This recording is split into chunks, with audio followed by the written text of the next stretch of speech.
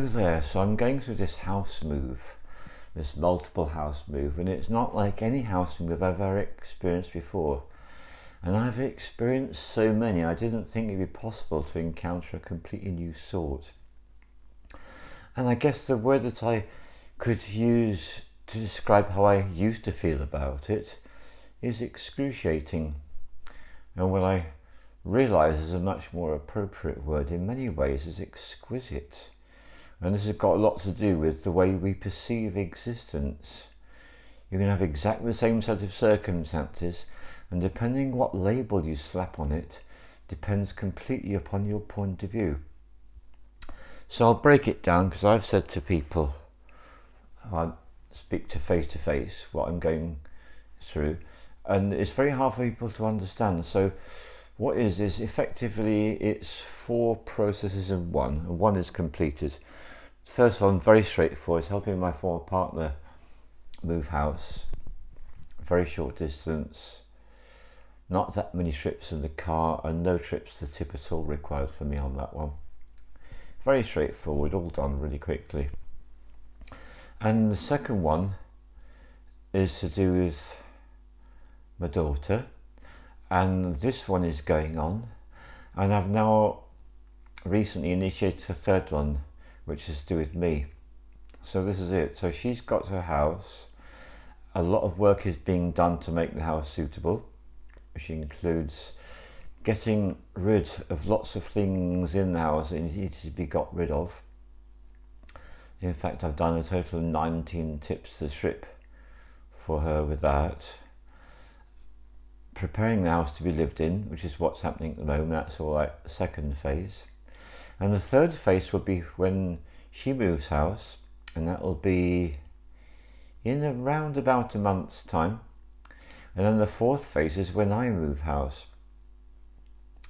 So I'm in the middle of the second and the fourth phase at the moment, which is helping to prepare her house for her to move into, and preparing to move myself by getting rid of stuff and by packing. So that's what's going on the surface in terms of a simple mind description. And here I come with a confession, because I've moved house so many times. I once did 13 house moves in 3 countries in 6 years. Gives you an idea. I'm really used to this. And yet this one has shaken me to my foundations. And I realised what I've always done before is I've invoked the planet Mars, pure male energy. I've shut down any emotions, and I've gone into practical mode. And it served me very well. But the reason why this is an exquisite house move is because, unlike most of them that I've done, which have to be done very quickly, this is one is going on for months. And I do mean for months. For me, it's felt like most of this year has been about moving house. And this has put me into a situation where I have been compelled, and I think that's the right word, to feel all the feelings that we feel when we get rid of stuff. And even my use of language, get rid of stuff, that's very Mars. Actually, to get much more into a Venusian place, to experience the silent, exquisite agonies of letting go of the emotional and sometimes sentimental attachments we have to certain objects. And so I've realised I'm in a kind of a pattern. Pattern recognition is something I'm very good at. So I'm just going to deviate briefly to say, welcome to Virgo. We've now got the Virgo altar in place. And in pride of place on the altar is the microscope, because Virgo is practical, Virgo is earthy, Virgo is analytical, Virgo is cautious, and Virgo has great potential to be good for business. So that's what we're going through from about the 23rd of August to about the 22nd of September. That is the time of Virgo every year. And I've got the microscope in pride of place because this is one of the qualities of being a Virgo. And I've got my moon in Virgo. Whoop, another confession there. Moon in Virgo. So my whole emotional, intuitive, feminine nature is all in this planet. It's very earthy, it's very grounded, it's very practical. And it's very mutable, which means it's very flexible and able to change with what's going on. Very adaptable as well. Those are the qualities of Virgo. So I just did a little digression there. So what I'm doing for the first time ever is I'm feeling all the feelings. And what happens is I go through this pattern, and the pattern is, right, let's get rid of some more stuff today. Mars, male energy, practical, get it done. And what's happened previously, I've been able to suppress the feeling side of things and get a lot done quickly. And it was necessary because having to move house very quickly within a matter of days, often the case for me. No, this is taking months. So because it's taking months, it's put me in a situation where I've been compelled to feel all the feelings. And yesterday I had a classic Mars, male energy, get it done. And after about 2 hours, I was looking at the item and all these feelings were arising. And at first I was criticizing and judging myself because I just wanted to get it done. And I wasn't able to anymore. It just ground to a halt. And that then threw me into a black depression. And this is why I really want to speak about black depressions, because they are so misunderstood. A very famous Prime Minister from the 20th century, Winston Churchill, he spoke about his, and he had a special name for them. He called them Black Dog. So if you are a person like me and Winston Churchill and many others who experiences black depression, the first thing you need to realise is far more people experience this than you might realise. It's actually quite a common trait. And it's a very useful trait, because in people for whom there's any degree of emotional suppression due to the need to make progress and get things done, what the black dog or the black depression does is it creeps like a fog under the doorway of your consciousness, and it gradually builds and it spreads and it surrounds you and engulfs you. From a purely superficial perspective, this sounds pretty horrible. And from a very subjective experience, it's true. It feels bloody awful. And what I've learnt over many experiences like this, there was a time my black depressions used to last for up to several months. That's in the last century. It hasn't happened like that in this century, because I got to grips with it all. And what I realised is the more you surrender to the feelings, whatever they are, and basically black depression is like a conglomeration of so many feelings that have been suppressed for so long. They have to come out, and they demand to come out, and they literally impel themselves into my life at such a moment. And so first of all, I'm incapable, I can't do anything, so I have to stop. It stops me from being physical. It demands attention. That's what feelings do when they're repressed. They demand attention. So over the years, during the 20th century this happened, I moved from a person who had black depressions who would last many months to a person who had black depressions they would never last for more than 24 hours. These days they don't really last for more than a few hours.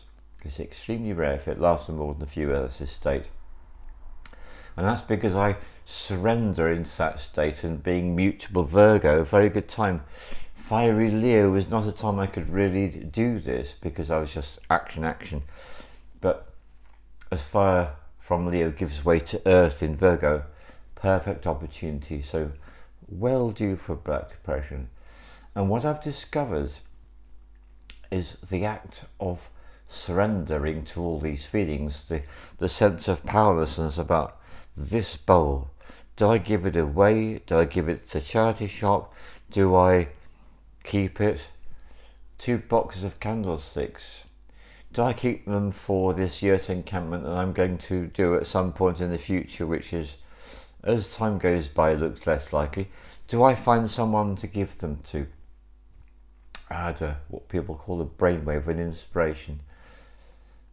I offered them to the White Spring, and the White Spring will take some. So the White Spring in Glastonbury will take at least some of my candlesticks, because it's the only place. Things have changed so much from the 20th to the 21st century.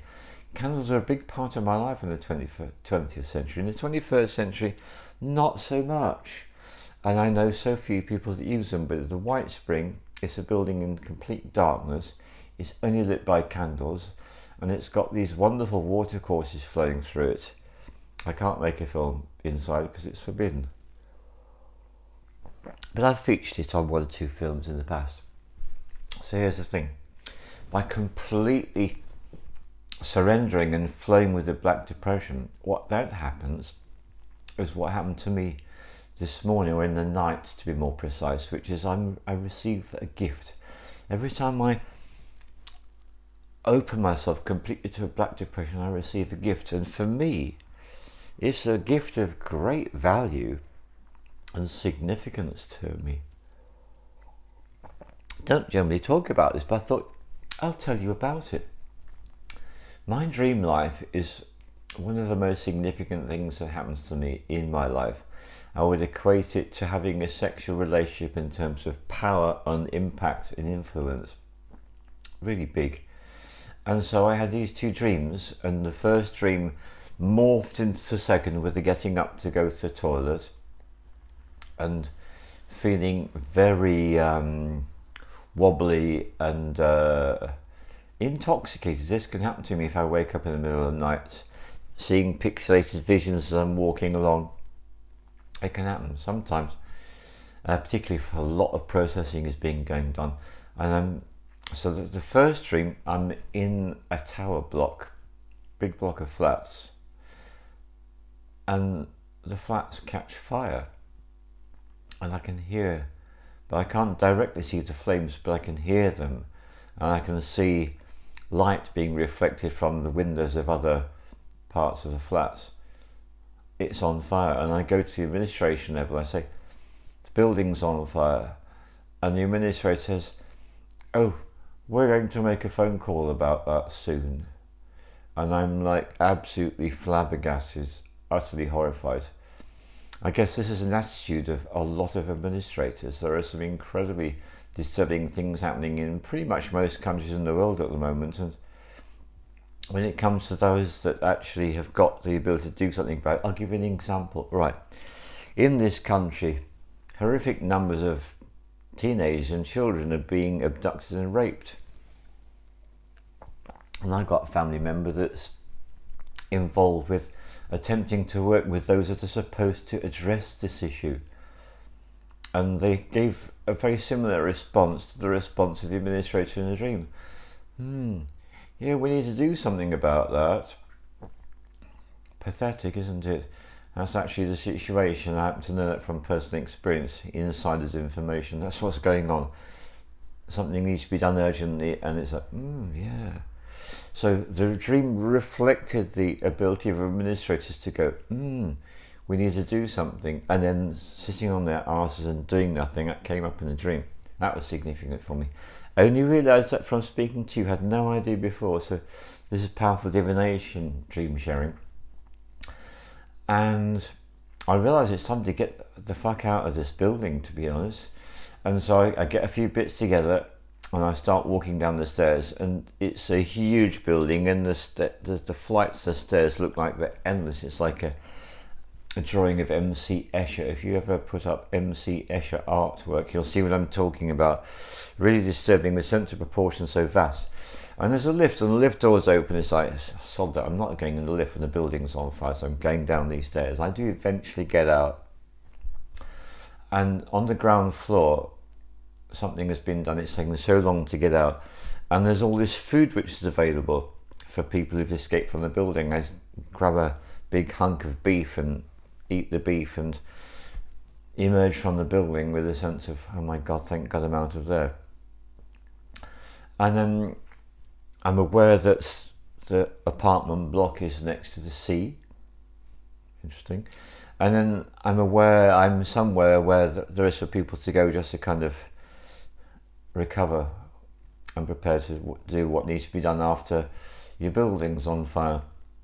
And I'm sitting there and I've got a couple of pencils, what can I say, and a tiny little chip like the size of a SIM card.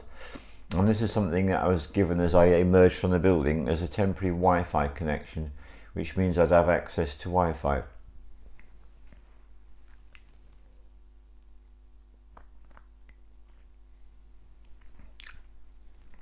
Well, next thing I know, a young Asian woman, looks like she might come from a country like Malaysia, perhaps she plonked herself down, sees my 2 pencils and my little chip for the Wi-Fi and grabbed them all and put them away.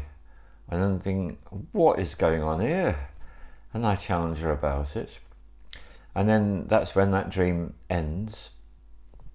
Break for the toilet, aware of the pixelated, intoxicated state I'm in quite often at night. And then I go to bed, dive back in the dream. I'm so grateful I can do this. It's such a gift if you can have a disruption or an interruption and then go back to the dream. So I'm going back to the dream and everything's taken on a bit more of an interesting turn. So the building has been declared safe, the fire's gone out, so we're allowed to go back in. And so I've let go of my irritation that she's just taken my 2 pencils and this little Wi-Fi device. The next thing I know, we're together and we're walking back into the building. And everything is different in this dream, part 2. What I realise is that people have the ability, using their mind, to change many things, but particularly about their appearance. So she is now a beautifully vivid purple colour with some artwork on her body, like kinetic moving artwork, little pinks and little reds, like little dots flowing. And this is relating with something else, which is I've had these visions before. I've had them in dreams and in other states, which is I've always found tattoos to be actually pretty repugnant. And it's because they're so basic, because I know there's a time coming when people will laugh at tattoos because they're so, I'll use that word again, basic. Sooner rather than later, we are all going to have the ability to be able to change not only the colours, but also the movements of colours and also the shapes of our bodies. That is something that's going to happen. So in the dream, suddenly we're back into that future which I've experienced before. And she's this vivid purple colour, which is actually very attractive. Anyway, we go back up and somehow my son is with me and we end up, me and my son and her, we end up going into her flat because she's lower down in the building, I'm a bit higher up, so we go there. And we have a really great time together, the 3 of us. And we are playing games, but I'm not talking about computer games or video games or any of those. We're playing games which is to do with using the mind to create whatever it is we want to, but someone creates something and then someone responds to that creation and alters it, and someone else responds to that creation and alters it. It's like, wow. Now this is what I call future stuff, because throughout my life I've had this frustration until touchscreen came along. Before touchscreen I couldn't really be asked to have anything to do with computers and IT because it was so basic. I guess I picked this up from Star Trek, because Star Trek computers have always had this thing where they've been able to talk to the computer. Hey, guess what? My friend Ahmed talks to ChatGPT and DeepSeek. We've finally reached the Star Trek stage. God, how long has that taken? 1960 something, they were talking to computers in Star Trek, and here we are now in 2020. God, it only took 60 years to catch up with that development, being able to talk to your computer. Touchscreen, they used to have those as well, all those times back. But since touchscreen arrived, I felt like, right, I can just about bear to deal with this. Okay, let's go with it. which is why I like touchscreen devices like phones, pads, that kind of thing. They're great. And the word pad, of course, comes from Star Trek, which was coined by Apple, calling theirs the iPad. Calling it a tablet all seems pathetic to me. Oh, so many digressions. Having a really great time playing these games, which to me is where games really be at. It's to do with working with your mind and being able to create things and do things together. And there was so much colour in the dream. I get something, the colour of the appearance of our bodies, that our bodies be able to change form, colour, appearance, and then the things we were able to manifest, which we could do as well. And eventually, the rest of her family appear in the flat. On a particular point, her mum comes in. I know what mum's saying. Mum's saying, right, you two, go on, go home. It's time for us to do our family thing, then we're going to go to bed. It's quite late. So I picked up on this. My son didn't grasp it at all, so I had to explain to him, look, this is their cultural norm, this is where they do things, so right, we prepared to leave. And I couldn't find my shoes and my socks anywhere, so that was a bit of a delay trying to explain to me to go. And then we do go, and then we're not on the stairs. I mean, the building's been deemed safe, but anyway, we're on the stairs, we're not using lifts for whatever reason, and walking up the stairs, and these people walking down the stairs, passing us, quite a number of them. One of them looks exactly like Data from Star Trek The Next Generation. Someone has really changed their appearance in that particular way, you know, the gold skin and all the rest of it. And one of these people just points a handheld device at us. And the next thing I know, I can see my son is being cloned into 4 identical copies. It's like, WTF, what's going on here? And I tell him, and he says, well, the same thing's happened to you. I don't realise that. It's quite strange. And we arrive at the level where my apartment entrance is, and I had this feeling of, oh, I wish I'd known where the purple woman's apartment block was, because I'd like to go and visit her sometime. Never mind. Next thing, going in. And my son just uses his mind and just points his finger at himself and at me, and he completely undoes the cloning. And as soon as the cloning is undone, I suddenly realised, wow, when I was cloned into 4 identical beings, I had a quarter of the energy. And now I've been returned to just being a unitary being, and that was the way that came up in the dream. I'm unitary now. I suddenly had this influx of energy, and that felt really cool. And that was pretty much the end of the dream.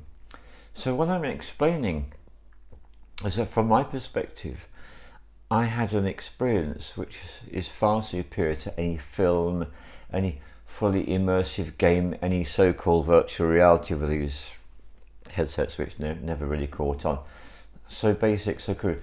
I was in a completely immersive experience involving colour, plasticity of environment, and so many things, and a bit of danger with the fire, and a bit of realisation how administrators can administrate us into complete inertia. That's what they can do. So I got learning, and I had a really good time. I loved it. And hey, Black Depression, oh, that's gone, hasn't it? I now feel completely inspired and able to make a film. I couldn't have made a film to save my life, yes, it just wasn't possible. And there's always look for the take-home. So the take-home, I need to be reminding myself on a daily basis as I continue my incredibly long drawn-out house move is remember to feel the feelings. And don't just get caught up in the miles getting it done. And to accept that when I'm sorting stuff to pack or to get rid of or to give away or even sometimes to sell, it's a process. And to be grateful I've got the time to be able to just drop out of the physical activity and drop into the feelings. That's okay. So I was going to end this film with some kind of a, yeah, right. I've read a biography of Gwyneth Paltrow, and she's a woman that was brought up from the earliest childhood with great wealth and everything done for her until she got to a point where she was supposed to go to college. She said, no, I'm not going to college. That moment that happened, she was cut off financially and she had to go out to earn her living being a waitress and other jobs on a living wage. But apart from that relatively short period of time in her life, maybe a year or two, the rest of her life has been one of constant privilege. And she's put a quote in the book, and I had to turn the page over and go back to it and write it into my journal. And what she's saying is that the most essential things for growth are obstacles and disappointment. Now, that comes from someone who knows, because she's had, compared with most of us, so few obstacles, and compared with a lot of us, a lot less disappointments than most of us are used to. And something that characterises my life, I've had shed loads of obstacles and multiple shed loads of disappointments. And I do remember becoming a very close friend of a guy who I trained, both shamanism and retreat host training. He did them both. And there came a point when we were very close friends, and I could tell he was putting me under the microscope and analysing me and my life. And he thought, look, this guy's a shaman, what's going on? He should have everything running smoothly at all times. He should be an instant manifester of everything he needs. All his ducks should be constantly in a row, and he should never experience any difficulties. Now, he ended up pretty much saying that to me at one point. And it was a really interesting situation as a shamanic practitioner, always with the guides, always with the guidance. And the guidance I received, don't explain. Let him come up with his observations and don't explain. Let him work it out for himself and in his own sweet time. And I'm sure he has. I bet he's had loads of opportunity to experience this, because one of the things that characterises shamanic practitioners, generally speaking, is they experience far more obstacles than your average person and far more disappointments. And now you know the answer why. Because they are the royal road to growth. And shamans are all into growth. We're into the fast track, the fast lane of the motorway in terms of growth. And I could use the word spiritual growth, not that keen on the word spiritual, all kinds of growth. What makes us more and more amazing human beings. So this relates to something that I was given at the end of my health counsellor's training. We were invited, if we wanted to really get somewhere in life, embrace difficulties. Now, difficulties is a word that's become politically incorrect. You just use the word challenges these days. People don't like the word difficulty because it sounds a bit negative. Ha ha ha ha ha. Well, of course, what I'm talking about is fully embracing two really strong negative qualities: obstacles and disappointments. Obstacles and disappointments are great. And there's Ganesh sitting at my right elbow, literally, because Ganesh is for the removal of all obstacles.